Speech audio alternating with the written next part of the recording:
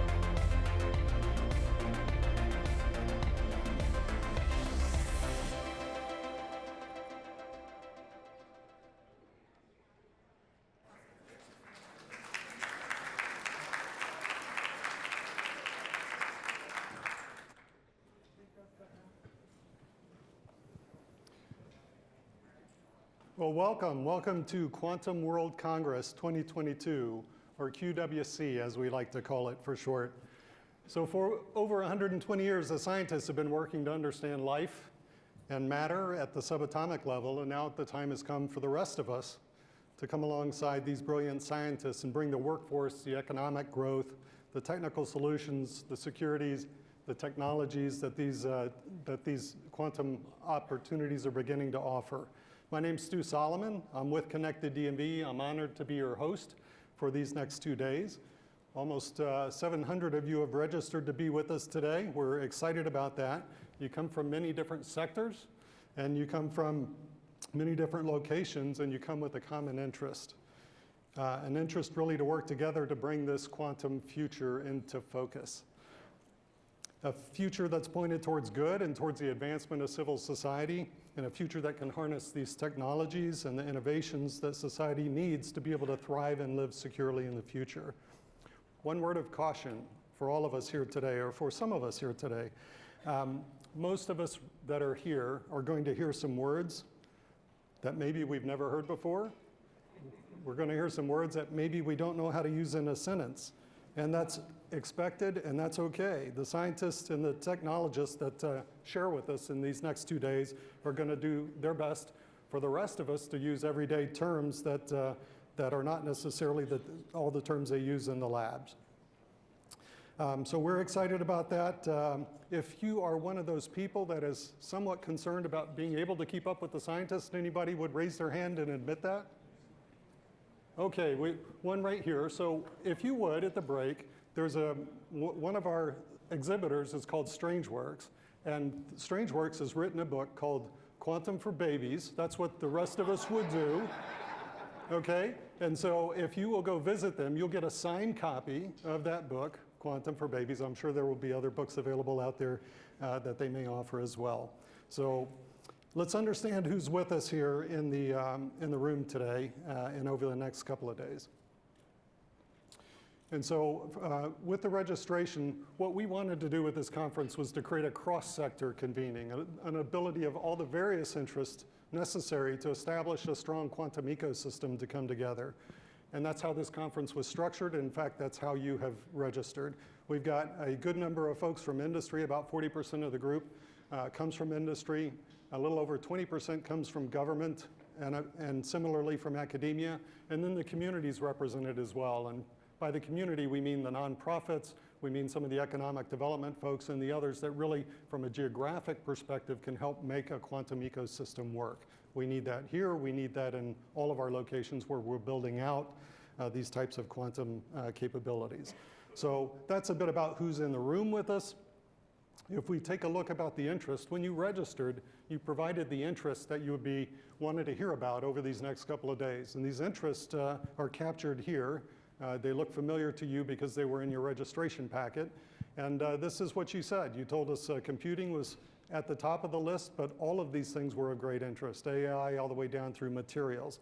And so both in the plenary session and in the breakouts this afternoon, you're going to hear a lot about these topics.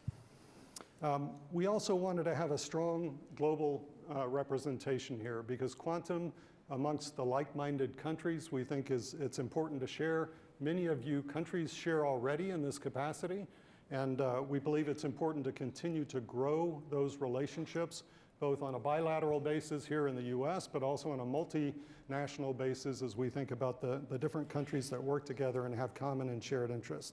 We had a great international forum yesterday that many of you participated in, where the different countries were able to explain and express what they're doing in the area of quantum and also share a little bit about their outlook.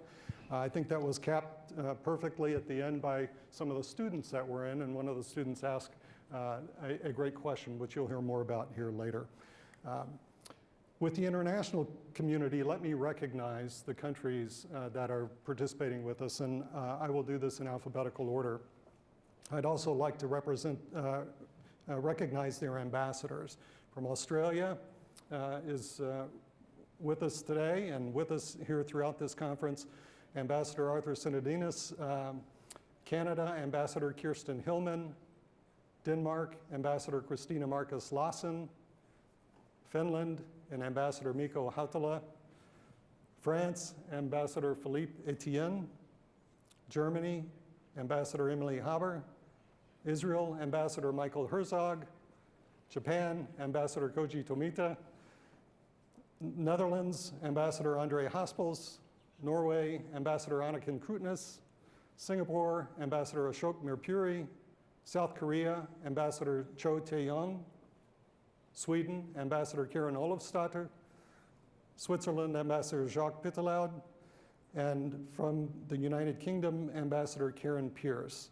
I also understand that the Embassy of Poland is with us. We're very pleased to have you join us as well. So thank you, a big thank you to all of our international friends.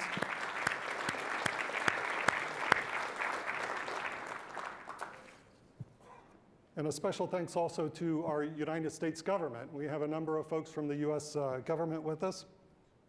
Oops, let me go back one here. So from the United States government, we're very pleased to have the White House participating with us along the way. You'll hear later this morning from Ann Neuberger. She's the Deputy National Security Advisor for Cyber and Emerging Technology and the Deputy Assistant to the President. I'd also like to express our appreciation to Dr. Charlie Tahan, and he runs the National Quantum Coordinating Office at the White House, the Office of Science and Technology Policy. The National Science Foundation is with us. You'll hear more from them as well. The Department of State, Department of Defense, the Department of Energy. Pleased certainly to have the Lawrence Berkeley National Labs and Sandia National Labs with us in this conference. Department of Commerce and NIST as part of the Department of Commerce is with us. NASA, we appreciate you being here, and the U.S. Naval Research Lab, the Army Research Lab, the Air Force labs. We just so much appreciate the support of our own federal government here in the United States in supporting our domestic interests, but also supporting our international collaboration and the long-standing relationships that exist there. Please also allow me to say a quick thanks to a couple of the other associations and centers that are critical to our U.S. quantum efforts. First of all, I'd like to call out the Quantum Economic Development Coalition.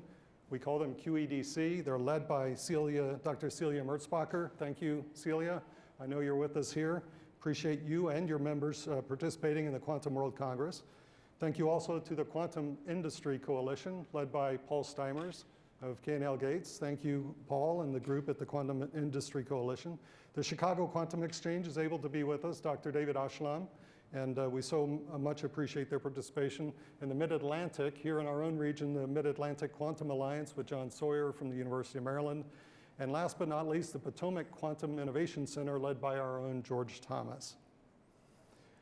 To hold a conference like this requires a lot of support from all of you through the registration process certainly, but also with our exhibitors and our sponsors. They make it possible for us to get to come together in this way. Let me start with some recognition first. Our two regional sponsors are the Commonwealth of Virginia, and thank you, Governor Glenn Youngkin, as well as the state of Maryland with Governor Larry Hogan. So thank you for your support and also support of the economic development organizations that are part of them. They're with you today. I encourage you to go visit them in the booth. And one of the great things about this region, colloquially we call this the DMV. Outside of this region, that sounds like the Department of Motor Vehicles, but here in Greater Washington, that is DC, Maryland, and Virginia. And so these economic development officials, they have a booth at the end of the conference, and they work collaboratively on a regional basis to make sure that the regional interests are well taken care of here, as they also offer the capabilities that they have in their own jurisdictions. So we certainly appreciate them and their support, and for the Commonwealth of Virginia and the state of Maryland, thank you much. We also have our presenting sponsors. Our presenting sponsors, you can see on the list here, Boeing, MITRE, the Mid-Atlantic Quantum Alliance, and Quantinuum. Thank you, and University of Maryland for your support as presenting sponsors. And then we also have what we call our champion sponsors and our frontier sponsors that you can see on the screen here. Again, without these companies, these organizations that are funding this so that we can gather together, we would not be able to hold this conference. So let's give them all a round of applause.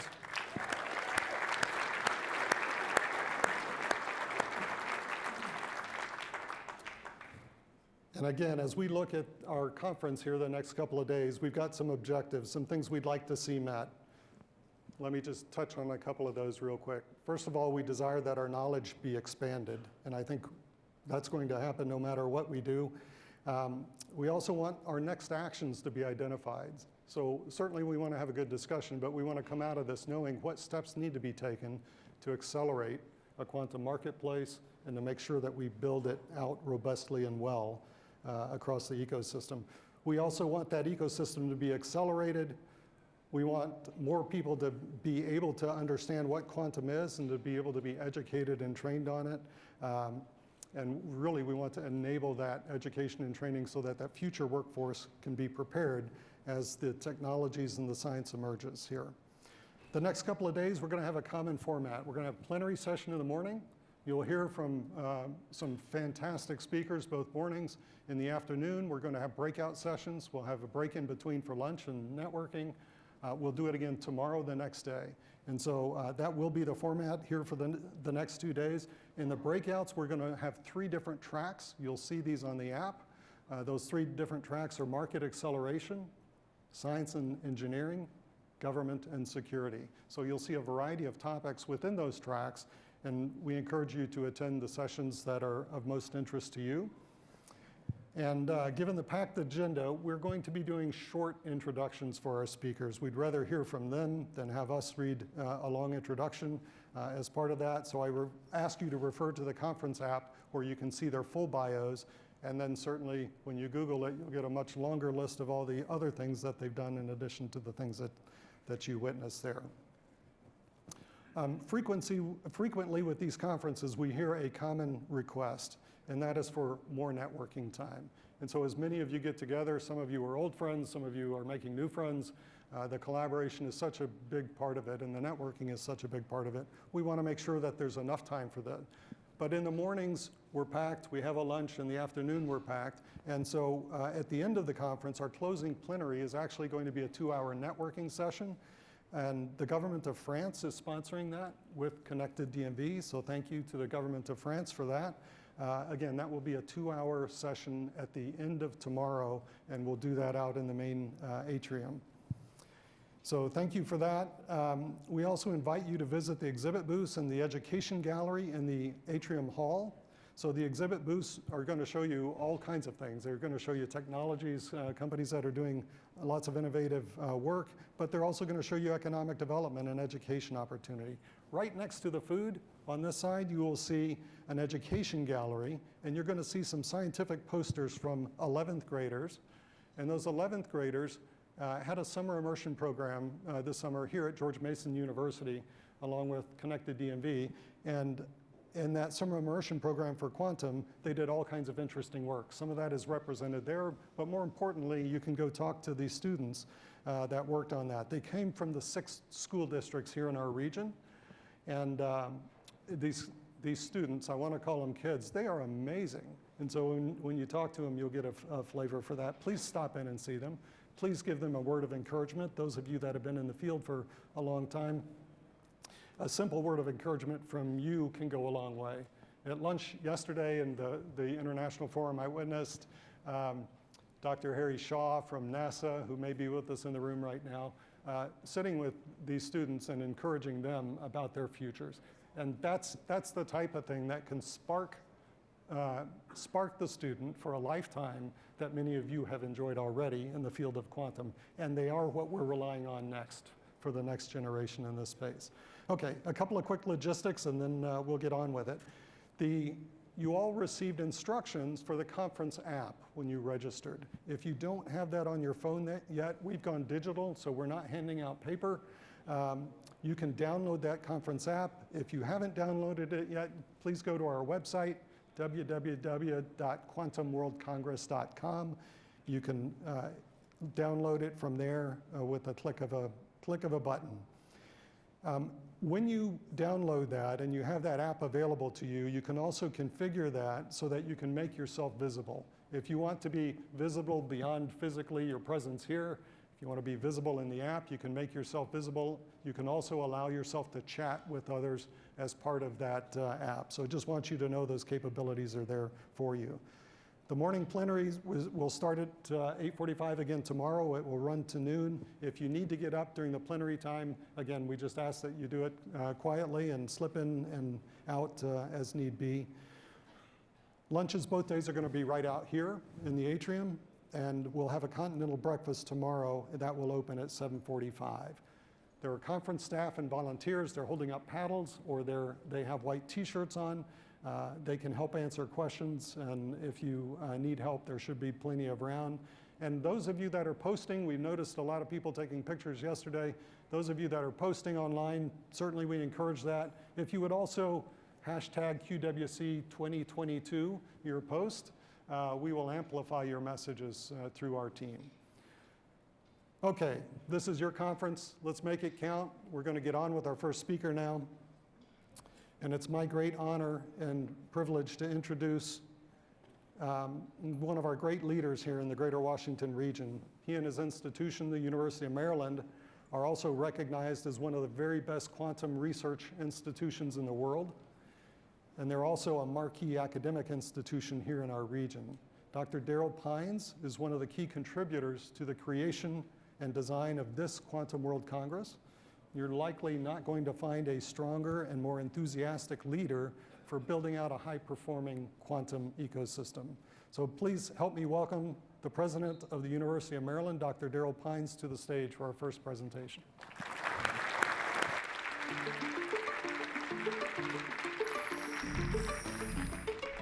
At the University of Maryland, we know that the biggest, boldest ideas sometimes start at the smallest scales in the wonderfully weird quantum universe. Quantum science explores the very building blocks of nature, molecules, atoms, and even smaller particles.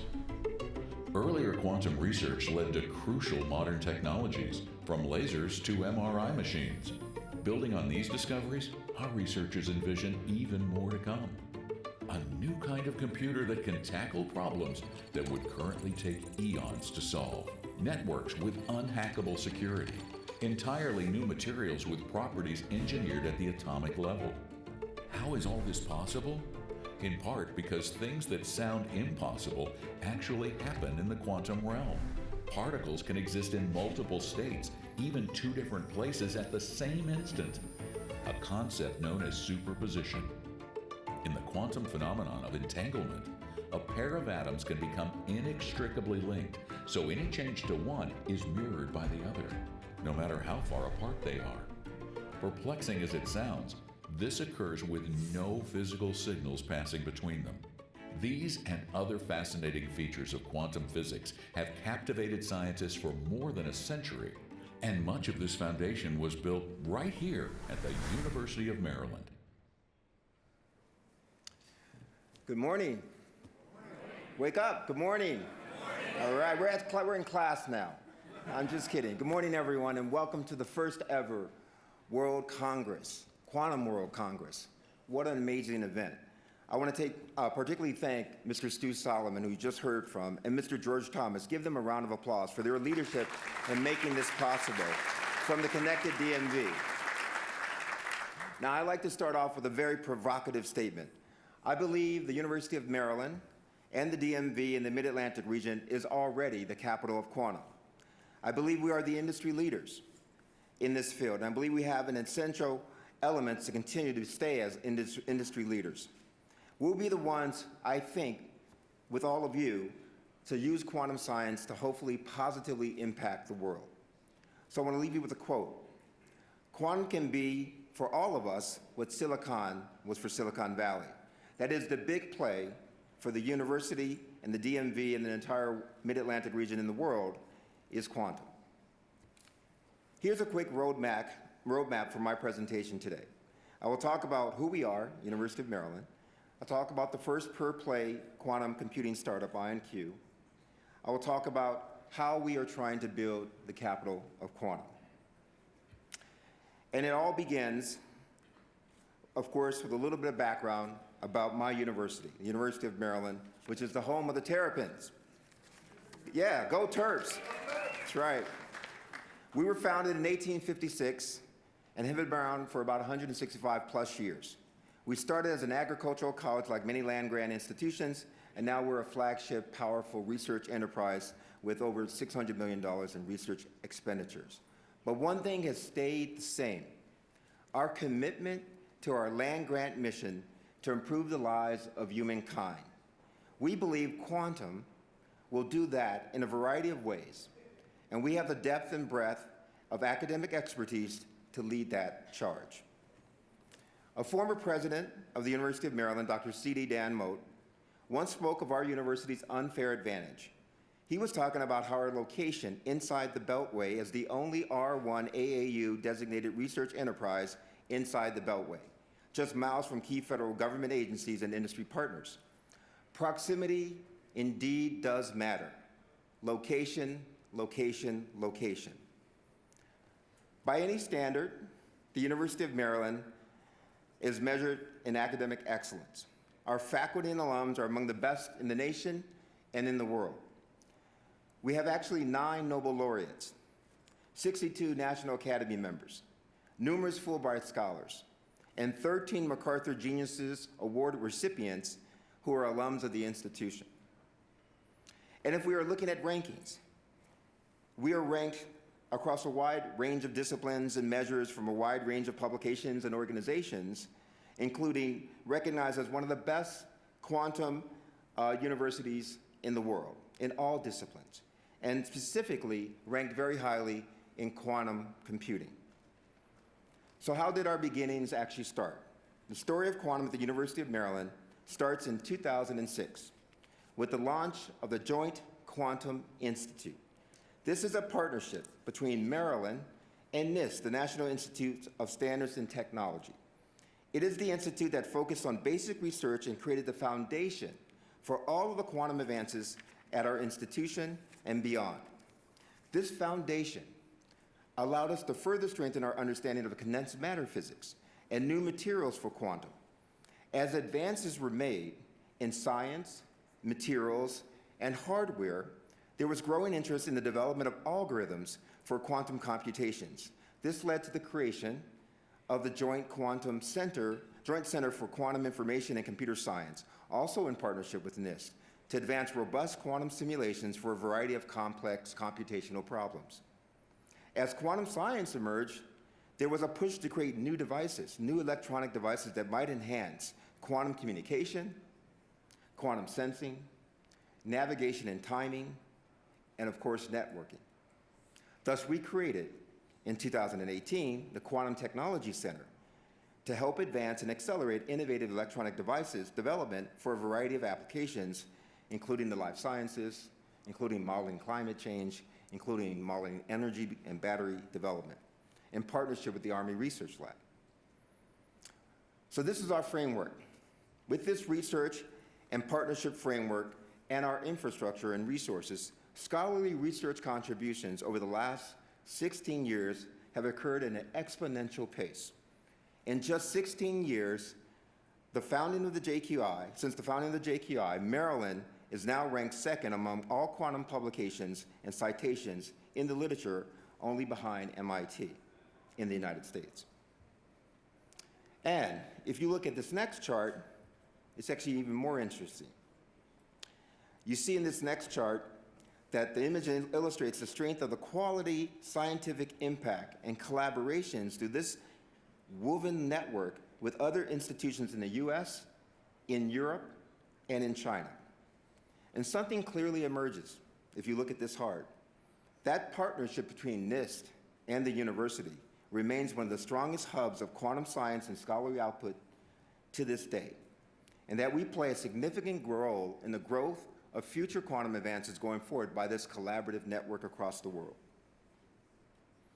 Throughout history, universities around the world like ours, our mission has been to develop new knowledge. And that's just what we've done. Nearly every great advance in our history has its roots at a research university in the United States and around the world. But today we must elevate that mission. Not only must we develop new knowledge, but we must apply that new knowledge to take on the grand challenges facing society, such as the pandemic. And that brings me to the next issue, an amazing story, which is the story of INQ. Just a year after creating the Joint Quantum Institute, we were able to recruit a brilliant young scientist at that time, Dr. Chris Monroe. Pictured in the right, in the picture, if you go back to the picture in the right of this picture that I'm showing. And to the left is Dr. Jun-Sung Kim, and below them is the CEO, Dr. Peter Chapman. In just a few years after his arrival, Dr. Monroe built a world-class research operation focused on ion trap physics. This enabling technology was scalable, and he realized that he should patent some of his work with his colleagues, and that led to the first technology disclosure in 2012, which then led to, 9 years later after his arrival at College Park, the formation of INQ in 2016, which then led to the first patent that was issued in 2018. As the journey continued with INQ, it then led to investments, Series A funding on the order of about $20 million in 2019, the hiring of Dr. Peter Chapman from Amazon Prime to be the CEO, and in 2021, in two major events. First, an initial public offering, and then the culmination of announcing and ringing the bell on the New York Stock Exchange as the firm went public. Today, at a market capitalization of about $1 billion. Fortunately, a few of us from the leadership team who played a very small role in INQ's success were thrilled to be invited to the New York Stock Exchange on that very first day of trading. And it's hard to see it, hard to believe that we could see that we were there, but here's a group of the investors and founders of the firm on the platform that only holds about 12 people. It's amazing. That's why I'm not up there. I'm too heavy anyway. And what's really cool is that you get to ring that bell. It was one of the American dreams of innovation. And most importantly, if you click the next button, I forced Dr. Monroe to wear this turtle pin that I have. It's really, really important. Represent Maryland. And but it's one of these incredible moments when you are a faculty member and it translates out of the lab and you're part of a foundational thing like starting a new startup. because this is what everyone dreams of, is to be on that platform and to ring the bell at the New York Stock Exchange. So why don't you play the video?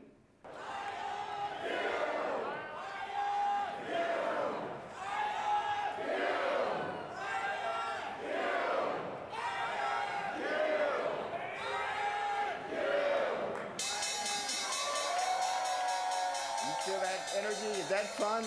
That is the American dream personified right there.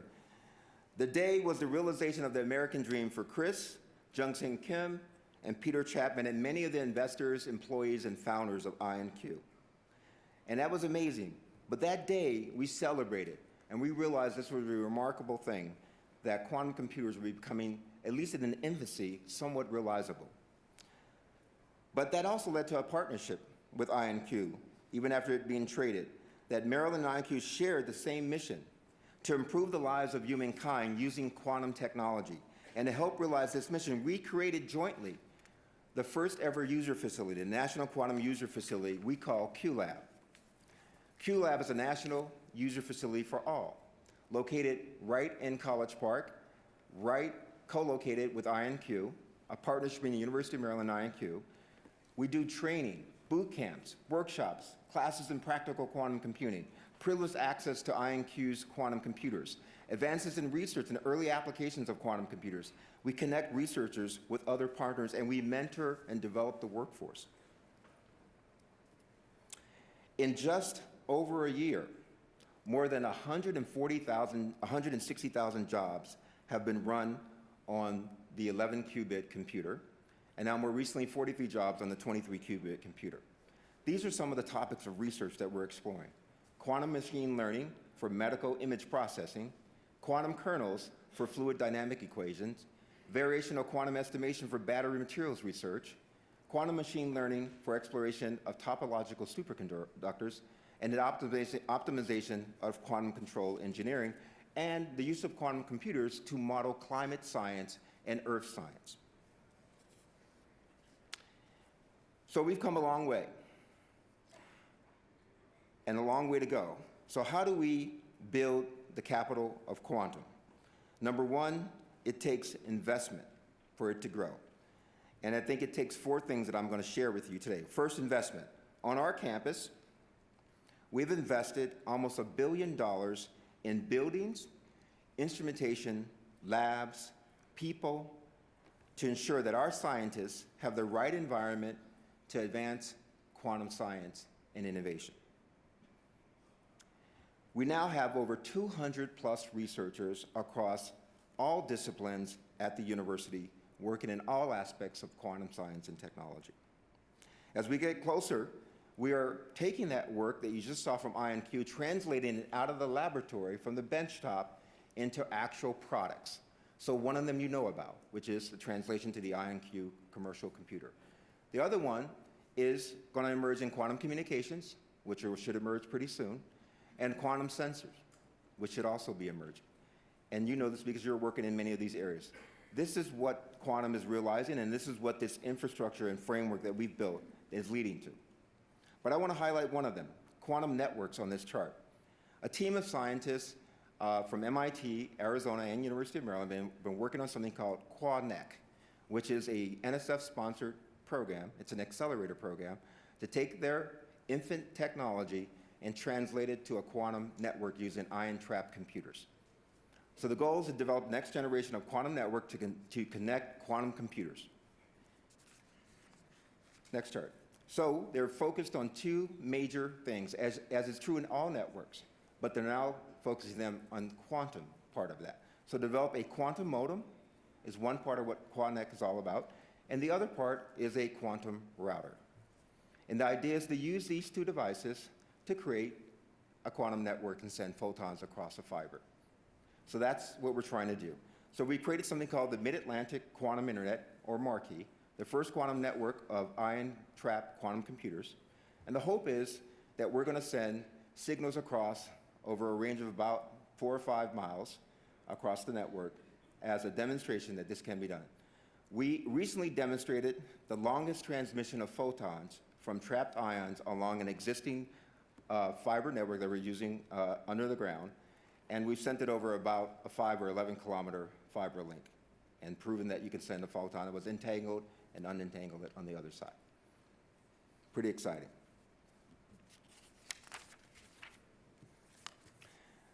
The extraordinary advances that we're seeing is going to lead to taking this network and building it across the world. So we actually have worldwide partners who are all using similar kinds of technology that involve ion traps. The hope is that we'll demonstrate marquee within our discovery district over, say, 5 or 10 miles, and then we'll start to demonstrate this over a larger network across the world with these worldwide partners. So we're super excited about this new opportunity to create a quantum network connected to quantum computers.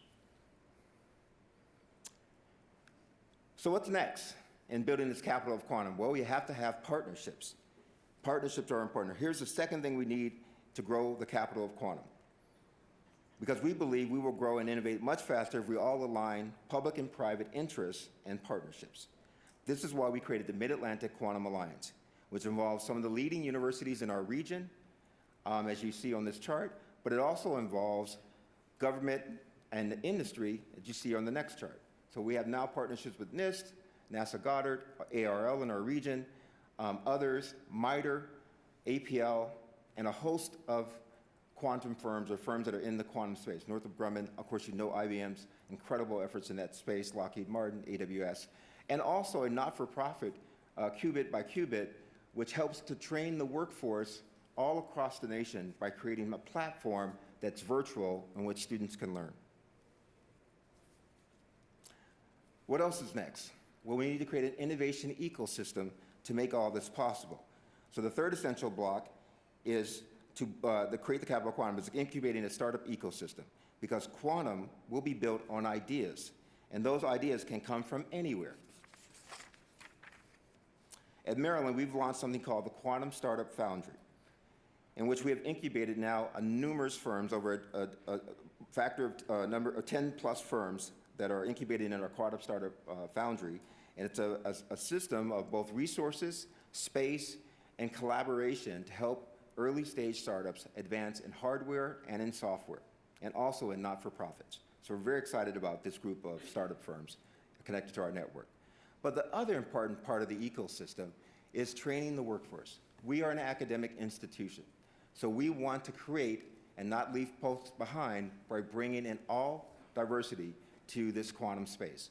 So we have been doing it through our educational programs and outreach, but I want to just share with you a very interesting partnership we did with INQ in April, which is to host the first ever quantum hackathon, in which we had about 1,000 people at this hackathon, and it was highly diverse, and it was done in our basketball facility, the Xfinity Basketball Center on campus. And you see INQ in the sponsorship of the first ever quantum track to help young people learn how to code on a quantum computer.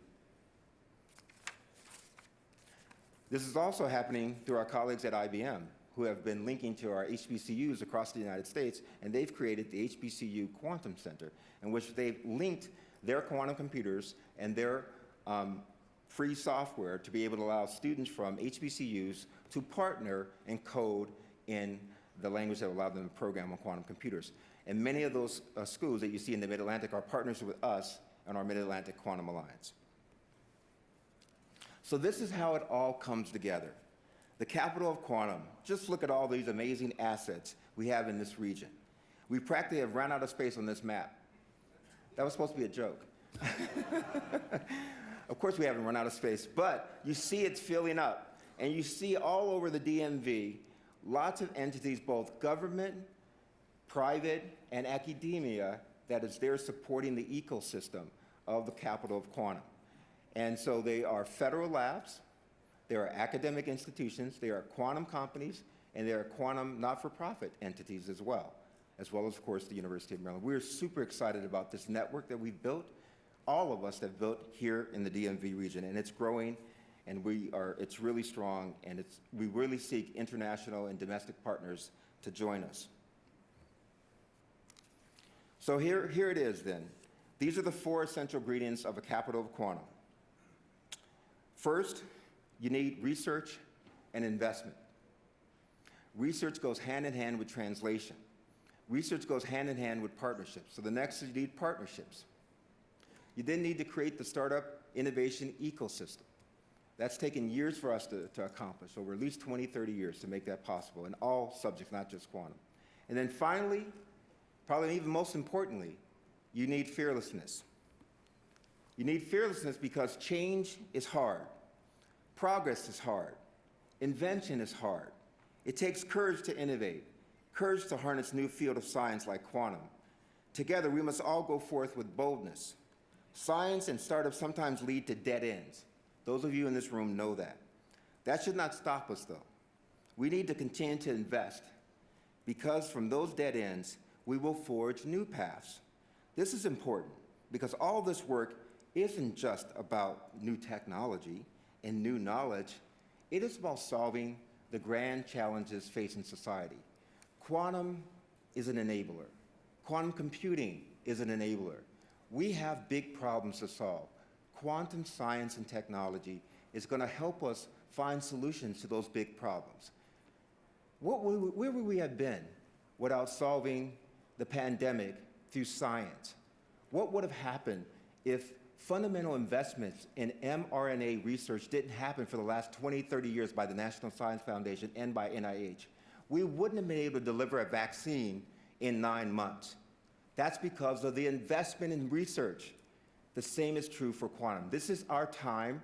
This is our time to go fearlessly forward. This is our time to create the capital of quantum. Thank you. And go Terps!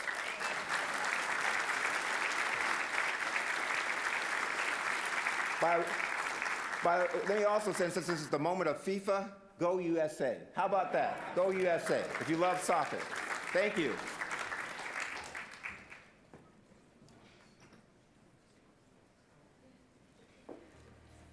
Thank you, Dr. Pines. Awesome, and it's great to see the long-term work and strategy that's going into the quantum ecosystem. For those of you that want to know more about the University of Maryland and their various programs, there are a number of people here at the conference throughout the time. Please find them. We want to now recognize two giants in the industry within the field of quantum who've helped pave the way to get us where we are today. They also happen to be Nobel laureates. They could not be with us this morning, but they did want to be here, so they both recorded a short message for you to welcome you to the conference.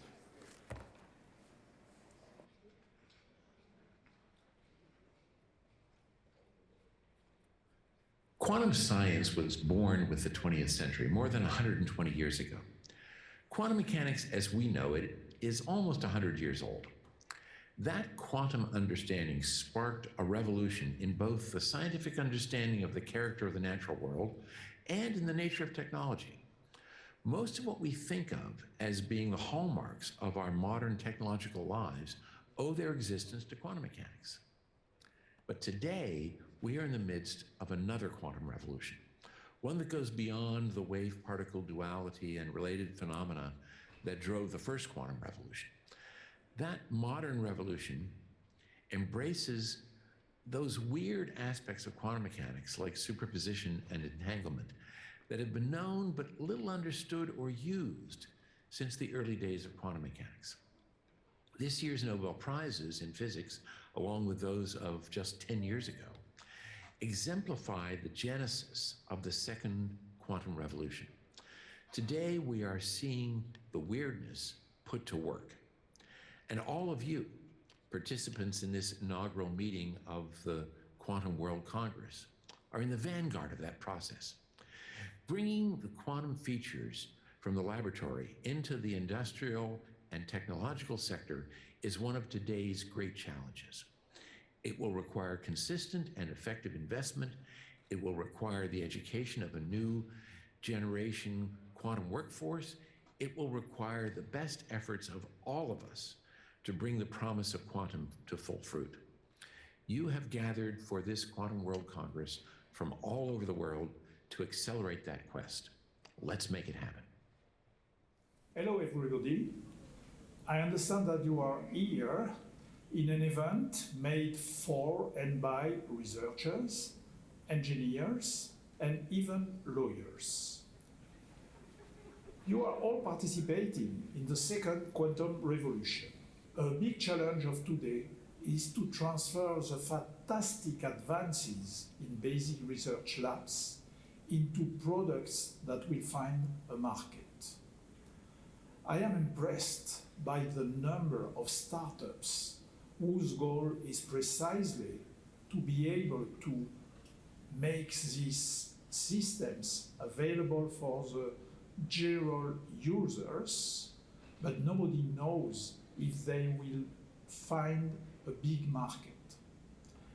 Obstacles are many, but there is no basic fundamental physics law saying that it is impossible to overcome these obstacles, so we can be optimistic that one or the other of the application will really maybe change our society.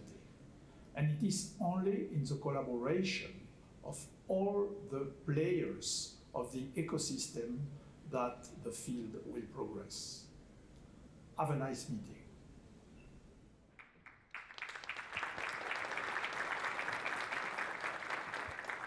So great to hear two Nobel laureates really encouraging us to think about the ecosystem, right? That was a big part of their message. On the FIFA World Cup, you know, on collaboration, on our international collaboration, we're friends and we collaborate and we collaborate. There probably is a couple of hour window on Saturday with our Dutch friends, where the US, I believe, and the Netherlands will be competing, where we might put that aside just for a moment, but for the rest of the time, we're all in full collaboration with each other. Our next speaker, this is a great treat. Our next featured speaker is Dr. Gilbert of MITRE. For those of you who don't know MITRE, they're a federally funded research and development corporation, or an FFRDC, as we like to call them here. Dr. Gilbert is a MITRE fellow. He's one of only a small handful ever in history, and he's the principal investigator of MITRE's Quantum Moonshot program. That's a partnership between three leading physics groups, including MITRE, MIT, and Sandia Labs. He is a theoretical physicist and a quantum information scientist. He established MITRE's first quantum laboratory at Princeton University, and he leads the team that aims to build the world's first fully scalable, universal, photonic quantum computer distributed in a cloud comprised of a small quantum network. So for the locals that are here in the audience, among Dr. Gilbert's many other vast accomplishments, we're very proud to call him one of our own for his work as a researcher at the University of Maryland at College Park, just up the street. Please read the rest of his bio in your app, and please now welcome Dr. Jerry Gilbert.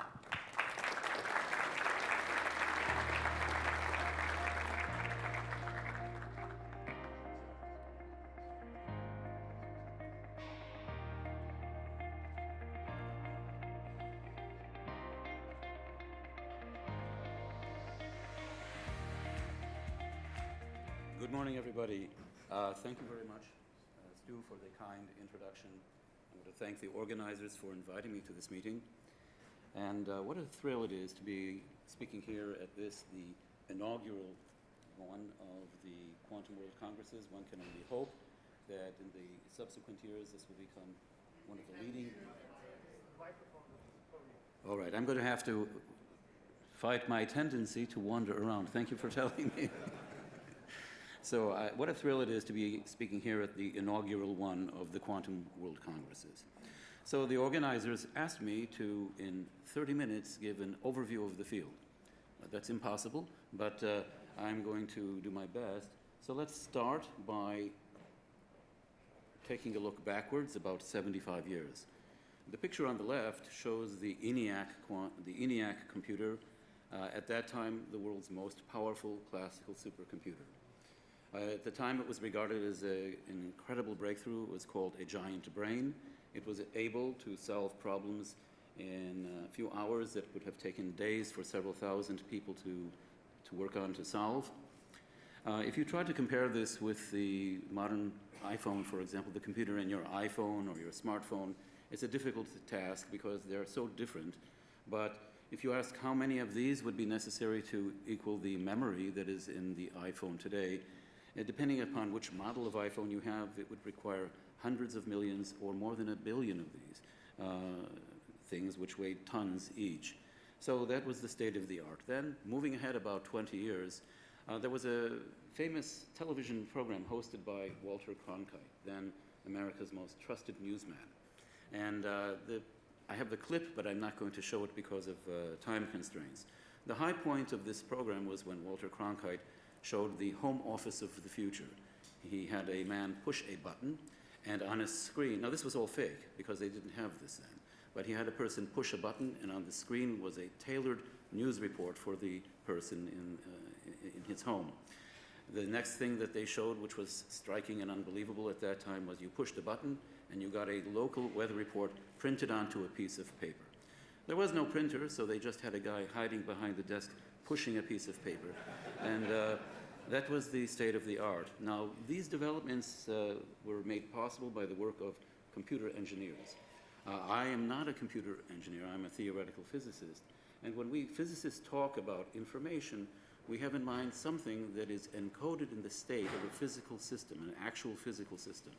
But we know that the laws of physics that govern what actually happens around us are all determined by quantum mechanics. So what that means is that information, from our point of view, is governed by the rules of quantum mechanics. And as was already mentioned, and as all of you know, there are extraordinarily weird elements in quantum mechanics that do not comport with our experience in everyday life. And in grappling with trying to understand this, a great deal of effort has been devoted over the last several decades. And indeed, only a few weeks ago, as was mentioned, we just heard from one of them, the Nobel Prize was given to Alain Aspect, Klausner, and Zeilinger for their work, mostly focused on quantum mechanical entanglement. This is basic research helping us understand this weirdness. Now, when you combine a focus on quantum mechanics with a focus on information theory, we have quantum information science. That also is in the realm of physics, and also in the recent weeks, the announcement was made for the 2023 Breakthrough Prize in Fundamental Physics, shared by David Deutsch, Peter Shor, Charlie Bennett, and Gilles Brassard. So a great deal of effort has been focused on trying to understand the underlying physics. Focusing more narrowly on the development of quantum technology, you know, the work in this field is the work of many hands that has been underway for some decades. So it's really not, fair to focus on a small number of individuals, except in extremely pivotal cases. And we, I think it's fair to say, can identify these three contributors as having made pivotal contributions. Richard Feynman in the 1970s was extremely interested in the physics of this strong nuclear force. And we now know that that's described by what is called quantum chromodynamics, but at that time this was being worked out. Feynman had to do it his own way, and it helps in doing this kind of research to be able to simulate the theoretical predictions. And it was found that it was essentially impossible, with computers available then, to do the necessary complicated dynamical calculations to simulate strong interactions. Feynman, being a genius, thought about this and realized, it's hard to understand how he realized this so long ago, that if the indivisible pieces of information that did the computing were themselves quantum systems, it would be possible to simulate these complicated problems. Now, he wasn't just thinking about this, he worked it out and published papers on this. But he didn't work out the entire set of details that were necessary to make quantum technology possible. Several years later, in the mid-1980s, David Deutsch did just that. He invented the first quantum computing algorithm. He didn't have a quantum computer, but he showed that this device, if you had one, could solve a problem that would be impossible for a classical computer of any size to solve. The work that he did at that time, which was incredibly brilliant, also included defining what is meant by a quantum bit, quantum circuits, quantum gates, and so on. But the algorithm that he invented, Deutsch's algorithm, although it solves a problem that can't be solved by a classical computer, isn't a practically useful problem. That waited for another 10, we see that happened 10 years after that in the work of Peter Shor, who showed that a problem that is extraordinarily difficult to factor a very large number into its prime factors, which was believed to be essentially impossible for a classical computer, was an easy problem if you had a quantum computer. In fact, he showed that it was only slightly harder if you had a quantum computer to factor this big number as it is to multiply the prime factors together to give the number in the first place. So a great deal of activity was spawned by Peter Shor's work. This listing of contributors is usually one in which Paul Benioff, who just passed away in the past half year, is overlooked. It should not be. He wrote an important paper in 1979 in which he also laid out some of the mathematical foundations of quantum computing. So I wanted to take advantage of this Quantum World Congress event to bring some attention to the work of Paul. This has been the sphere of arcane discussions amongst physicists for many years, but now that has completely changed. This is an extremely vibrant field in which a great deal of money has already been invested and more is being invested. So I asked my friend, Jack Hidary, who is the founder and CEO of Sandbox AQ, and I believe that Jack is going to be speaking today or tomorrow at this event. I asked him to give me some numbers to explain something about the shape of the quantum business ecosystem. And so what we find from the information he gave me is that there are in excess of 500 startup companies now that are focused fully on delivering and working out quantum solutions of various kinds. The bulk of this is focused on quantum computing, with the remainder focused on quantum sensing, developing quantum software and other related things. This translates into a workforce of well in excess now of 15,000 people. This doesn't include, those are all startups. This doesn't include at least 300 people who are attached to very large existing corporate entities, pharmaceutical firms, automotive firms, large banks, and so on. And this accounting does not include a very large number of academics working on this. So this is a very, very large and growing field, and because of this, there's a lot of presence of it in the internet. Now, unfortunately, there's a great deal of misinformation and nonsense about the subject that one can find, but one finds accurate information as well. Now, I am not advocating for this particular white paper. I was at Cambridge working for Stephen Hawking, but I don't have any connection to them now. This is something I selected only because they've gotten it right, and it's an example of how to do it. What I've indicated with the red arrow there is especially important because the authors of this white paper emphasize to the reader that this is a risky business and that there are unfinished problems, and in some cases we don't know how to solve them. It's essential that we physicists make clear that we don't have all the answers yet and that we need patience. And so this is the wonderful Latin expression, full disclosure. I don't speak Latin, but the internet was helpful in this. The translation is patience conquers all, and if you desire peace, you must prepare for war. Now, I am not talking about necessarily war in the sense of combat. I'm talking about adversarial use of the quantum technology that will soon be with us. It's reasonable to assume that there will be such adversarial use, and so what should we do? I want to stress again, we don't know when or even if we will be able to develop solve all of the problems necessary to make a large-scale quantum computer. But it seems very, very likely. Now, we, the physics community, are not just thinking this. We can observe the progress and measure what has happened. And for that reason, most of us think it is extremely likely that we will soon have not soon, but that we may have quantum computers in the next 5 to 10 years, maybe 25 years. We don't know when the large-size machines will be available. But it is essential to prepare now. Prepare now really means, and I'm always asked about this when I'm asked to advise and give advice to various types of organizations, to prepare post-quantum security solutions now, for two reasons.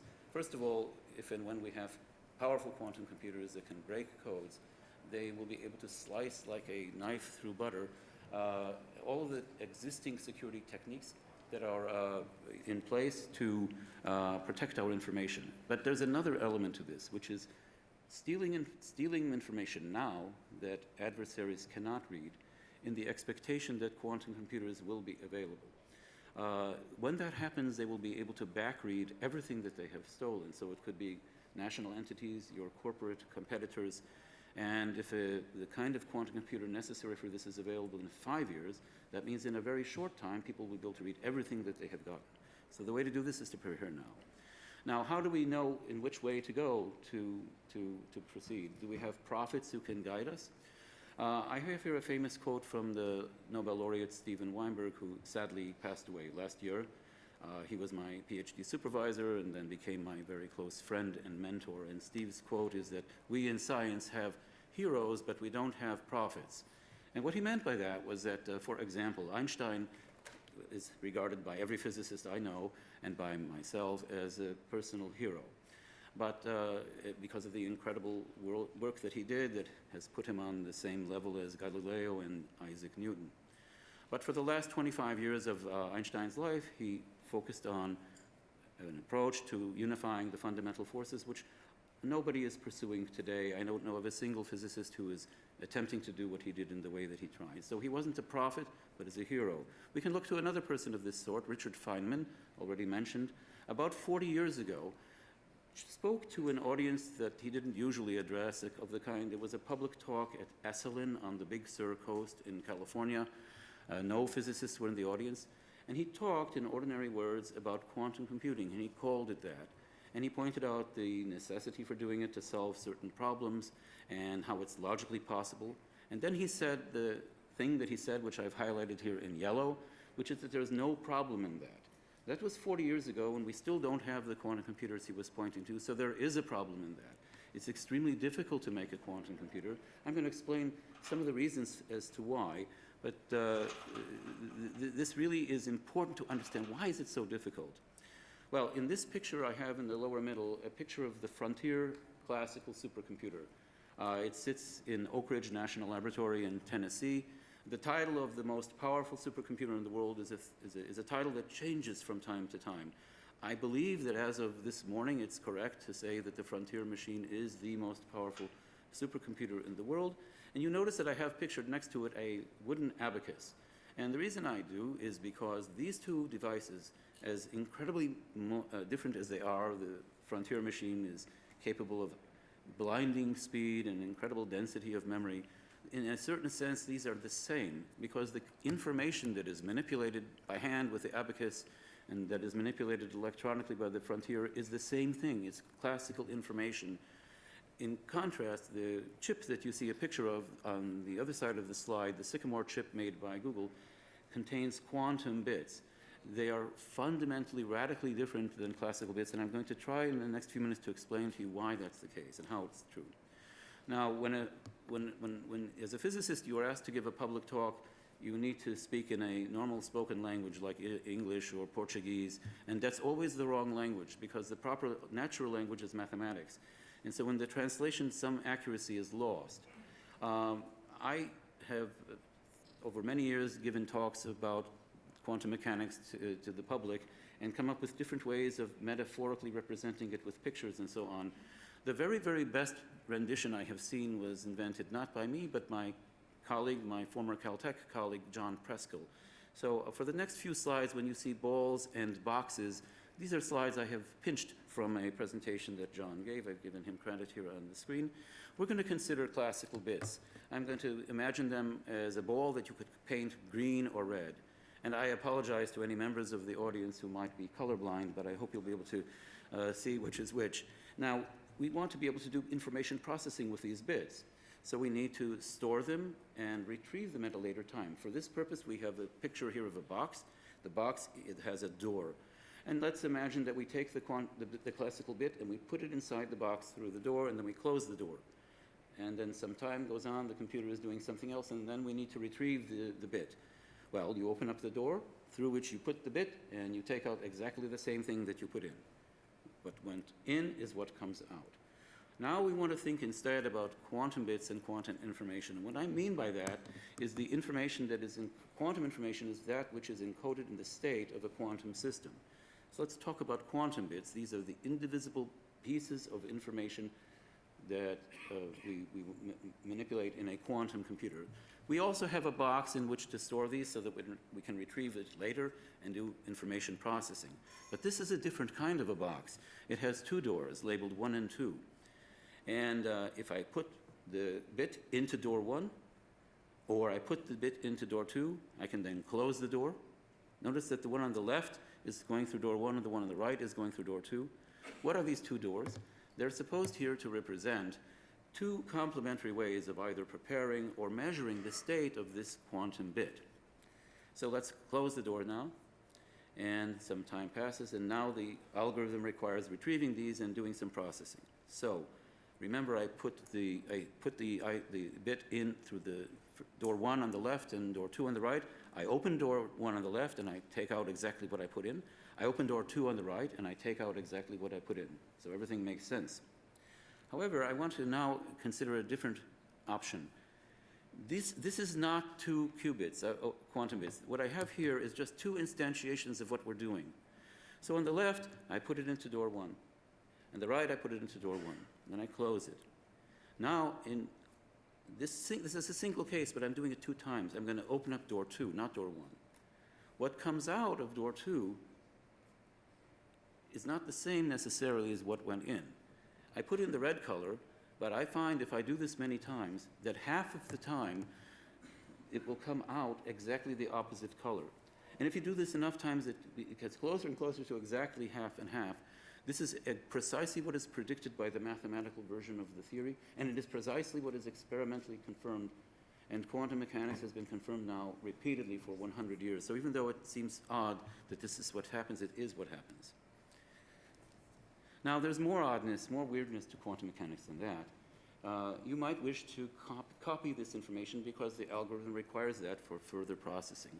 So in the classical bit case, you make a copy of the box, and then you open it up. If you've made 3 copies, you get 3 red balls or 3 green balls out. But it's impossible to do that in the case of quantum bits. The statement is that it's not possible to perfectly copy an unknown quantum bit. So it is impossible to do quantum cloning. That potentially seems very bad because you might need to make copies for various purposes in a computer algorithm, but you can't. So what do we do about that? Well, before thinking about what to do about that, I want to get to the really, really strange feature of quantum mechanics that Einstein was unhappy with, that Feynman was referring to when he said that nobody understands quantum mechanics. For this, I don't have any pictures, but I want you to imagine that this is a radio program from the 1930s, and you need to use your mind's eye to see what I'm describing. Now, you can ignore the mathematical expression there and consider it modern art. But for this situation, you have the quantum bits with their boxes that I showed earlier. But there are now you and your colleague in a laboratory, and you have, each of you, a quantum bit. And I want you to imagine allowing the 2 of these to interact. Now, there are a lot of ways to do that. I'm telling you that there is a way in which you can allow them to interact such that after they have become correlated through the interaction, and you put them in a box to store them, and your colleague takes his or her box away, and you keep yours with you, and he or she can take his box outside of the room or to a different constellation. It doesn't matter where it is. The kind of interaction that I alluded to has the following funny outcome. When you open either door 1 or door 2 of your box, you see a completely random result, either case. And when your colleague, wherever he or she is, opens up either door 1 or door 2, they also see a completely random result. That sounds a little bit strange, but what is amazing and what is impossible with classical bits is that if you open door 1 and you see by chance a red ball, your colleague in the other galaxy, when he opens door 1, he always sees a red ball, never a green ball. And if you open door 1 and by chance see a green ball, your colleague, if he opens door 1, will always see a green ball and never a red ball. That seems amazing. And the important point to notice here is that neither of you have learned anything from this action, because your bit was completely random, and your colleague's bit was completely random. So no information was gleaned by either of you, but there was a clear correlation between the 2 that rigidly locked the results in place. Now, this seems very strange because you didn't learn anything, but I had 2 quantum bits to start with, and when you measure the thing, you should either see red or green, so there should have been 2 bits, classical bits, coming out. Instead, no bits came out. So where did they go? Who stole them? And they're not stolen, they're there, but they're there in a strange way. And the way to see this is to understand that I described one of what turned out to be 4 ways of doing this experiment. I said that you open door 1 and your colleague opens door 1, and you both see the same color, even though the result was random.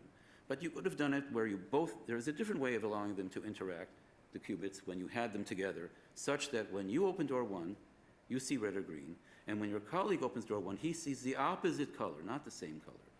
And there's obviously 2 more. You can do it with both of you opening door 2 and you see the same color, or both of you opening door 2 and you see one color and your colleague sees the other.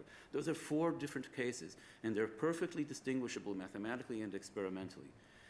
When I tell you that it was one of those 4 cases that actually occurred, namely you opened door 1, He opens door 1, you got red, he got red. That's 2 bits right there, because 1 bit was devoted to telling you which door, the other bit was devoted, out of the 2, the other bit was devoted to telling you which color out of the 2. That's 2 bits.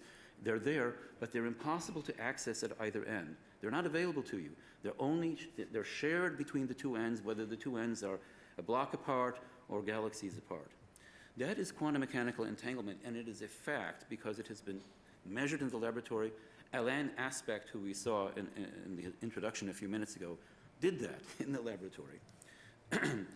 Albert Einstein was profoundly disturbed by this feature of quantum mechanics, and he was the first person to write about it in a very famous paper in 1935 with Podolsky and Rosen. And he presented this as a suggestion that there was something fundamentally missing from quantum mechanics. Well, whether one likes it or not, that's the way nature is, and it's just a fact. I want to stress that a tremendous amount of utter nonsense has been said about entanglement, so I want to, at least for everyone here, make it certain that none of you have any misconception about this. It is not possible to do faster-than-light communication through entanglement. It is not possible to do communication at the speed of light with entanglement, and it's not possible to do communication of information at less than the speed of light. You can't transfer any information anyway with entanglement. That doesn't happen. But what is produced is a strange correlation that can be exploited. Now, how important is that? Does this matter to anybody? You bet it does. Peter Shor's algorithm, to which I referred earlier, the factoring algorithm, only works because it exploits the weirdness of quantum mechanics. And this algorithm has profound financial, economic, national security consequences. So it matters a great deal that this weirdness is real. But that's by far not the only expected application of quantum computers that we are thinking about and trying to develop. All kinds of applications ranging from large data network analytics to the development of new, heretofore unknown materials, the solutions of mathematical equations at much higher speeds than would otherwise be possible, and the original interest of Feynman's, the simulation of physical systems. This and more is expected to be possible if and when we have large quantum computers. But these will only be possible applications if the computers work and things go wrong. So when the errors that are part of everyday life happen to the quantum computer, they need to be corrected. Is that possible? I told you a few minutes ago that it's not possible to make copies of quantum states. So the usual approach to error correction in ordinary computers, which includes making copies of bits, is not available to us, and certainly not in a naive and obvious way with quantum computers. Moreover, there are constant sources of error, and what are those? You know, the picture that I used of a ball in a box, because it's not mathematics, leaves out some aspects of the physics. And in particular, I didn't show you what happens in the box when the doors are closed and that bit is in there before you open it. Well, it's not possible to describe it in words perfectly, but I want you to think of 2 guitar strings. And if you pluck both of them together, you have a chord. And this is qualitatively different than the tone made by one string or the other alone. And it's this chord that is playing inside the box. There is a combination of the 2 states called a superposition. And it's only when the configuration is like that that we have the rich fullness of quantum information available to us. As soon as you open the door, you got a particular color out. It corresponds, in this metaphor, to stopping the 2 strings with one of your fingers. You only listen to 1 string instead of 2. Nature does this when it interacts with the quantum bits. When the quantum bit in the quantum computer interacts with its environment, it's as though the interaction nature is putting its finger on one of the 2 strings and stopping it. And when that happens, the quantum information is damaged and the algorithm will not function. So it's necessary to do something to fix this. There are lots and lots of techniques that have been developed to avoid errors or to correct errors or to do both things. But how can you do it at all, since you can't make copies? And the way it's done is by using entanglement, the same phenomenon I described to you a little while ago. If you spread out the quantum information amongst a large number of quantum bits and have them entangled, and then if nature interacts with one of them, nature is in the same position that you were when you and your colleague were trying to understand what happened when you opened the box after you have made the quantum bits interact. You were not able to get any information. You got random noise when you opened the box. It was only the correlation that contained the quantum information. So similarly, if you do it the right way and you entangle a set of quantum bits, when nature interacts with one of them, it can't open the box and it can't damage the quantum information. Doing what I just said in words, actually with mathematical precision, is not easy. The first demonstration that this was possible was in a, at the time, very obscure and mostly unnoticed paper written in 1985 by Asher Perez, who is no longer with us. And in this brilliant paper, Asher showed how it is possible to use entanglement to correct one of the two main kinds of errors that afflict quantum bits, corresponding to a bit flip. But that's not enough, because quantum bits suffer a different kind of error that has no classical analog, what we call phase errors. 10 years later, Peter Shor, the same Peter Shor who brilliantly conceived of the factoring algorithm, showed us how to combine Asher Perez's algorithm with what he himself invented, with a new error-correcting code, at the time new error-correcting code that enables us to correct all one quantum bit errors. That was a revolutionary breakthrough, and if Peter or somebody, if nobody had done this, we would not be able to have viable quantum computers. In a meaningful sense, this work of Peter Shor's is more important than the factoring algorithm, because without this development, we couldn't have quantum computers at all. Now, I'll take the last few minutes to talk about what we are doing in the quantum moonshot. There are a few teams around the world who have a realistic chance of making a viable, scalable, universal quantum computer. Each team has its own approach. We have a unique approach, which I will describe in a minute, but I first want to describe the consortium. It's comprised of a joint team from MITRE, MIT, and Sandia National Laboratories. This is led by, besides myself, my partners, Professor Dirk Englund at MIT. Dirk is, without question, and he's internationally regarded as one of the best experimental physicists alive today. Also, Dr. Matt Eichenfield, Professor Eichenfield, he's a professor at the University of Arizona and also affiliated with Sandia National Laboratory, is also one of the best experimental physicists. We have a team of over 50 people, more than 40 of whom are experimentalists, because we're trying to build a quantum computer and not just talk about it. There's a small number of theorists led by myself, and this consortium is supported by MITRE and its board of trustees. Dr. Jay Schnitzer, MITRE's chief technology officer, is in this sense part of our team, and we are very grateful for the support that we have. The approach that we are pursuing is not the approach that others are pursuing. Our quantum bits are hybrids, somewhat like in the way that Mr. Spock in Star Trek was a hybrid. He was part Vulcan, part human. Our quantum bits are part photon and part solid-state defect. Now, the word defect sounds bad, doesn't it? But it's a good thing in this case. If you think of how beautiful a diamond looks when you hold it up to the light, the beautiful colors that you see are mainly produced by tiny defects in the crystal structure of the diamond. Well, diamonds can be manufactured synthetically, and particular types of defects can be made to occur by design. And because of the relationship to how colors are generated in a naturally occurring diamond, these are sometimes called color centers. We don't just use diamond in our chips, but we have different types of solid-state materials with different types of defects. And these defects act as artificial atoms, the quantum mechanical states of which can furnish a quantum bit. And in combination with the quantum mechanical states of individual particles of light, photons, together we have a quantum bit. The different pieces of this hybrid, the solid-state part and the photon part, each have advantages that complement each other. In addition to picking a choice of quantum bit I've just described to you, you also have to pick the architecture. This, I'm going to skip over all of the details, except to tell you that we are pursuing what is called the cluster state approach to making a quantum computer, which does not have a classical description available. The picture on the top is a circuit. There are bits going through gates along a channel. This is a method of describing classical computers, and you can render quantum computers as well with this kind of concept. You replace bits with quantum channels replace classical channels, and quantum gates replace classical gates.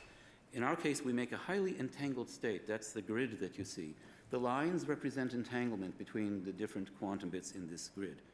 And it is possible to show that the exact same quantum computational algorithm that is executed on the circuit can be executed in the cluster state, which has many advantages, and so that's why we are pursuing that. So this is my last slide. Where are we? And when I say we, I don't mean just us, those of us who are working on the quantum moonshot, but where is the community of scientists? Well, we have a set of problems that are perhaps the main problems, and if we can find good solutions to this, we will be home. So just as you improve whiskey from 30 proof to 40 proof with a process of distillation, there is a kind of entanglement distillation that improves the fidelity of entanglement. I can't describe this now, but there is a way to do this, and we have to optimize this process to get high fidelity entanglement. We have to optimize the construction of cluster states if that's the architecture that one is pursuing, and the maintenance of those states. And most importantly, we have to find the best, optimal, most efficient quantum error correcting codes that enable us to do quantum computation. And finally, all of what I just said has to be done fault tolerantly. That's the last concept I want to tell you about. What does that mean, that it is done fault tolerantly? These steps, the making of the entangled complex to do quantum error correction, and all the other steps that together make up the error correcting codes, are themselves subject to errors. So if you can find a way to make everything work in spite of the errors on the errors, that's called fault tolerance. And there is a way to do that according to the mathematics and the theory, and we have already achieved some level of fault tolerance. We have to improve that. When all of these problems are solved, we will have the large, scalable, universal quantum computer that we are aiming for. So I want to thank you very much for taking the time to listen to me. And,